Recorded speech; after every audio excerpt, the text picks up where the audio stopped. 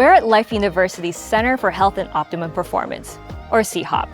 This facility is the university's public-facing community health clinic.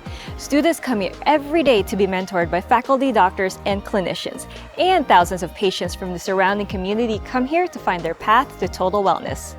And we're going to meet Dr. Tomasello to learn more about the clinic. Tell me more a little bit about CHOP. What does it stand for? What do you do there?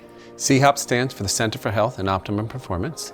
What we do here is we deliver chiropractic care to our patients, trying to raise their health up to their optimum levels. Our primary service here is chiropractic care. We also deliver radiological services and functional rehabilitation services. Okay, so when we talk about the patients, who can have access to these services?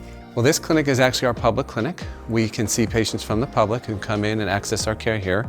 We also see people from on campus. That includes our students, our staff, and our faculty. Okay, that's awesome. So the community can come here and get these services as well as students. So let's talk about the students a little bit.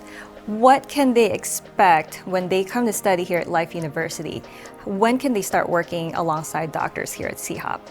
Our students begin the clinical experience in this center in their third year of chiropractic education.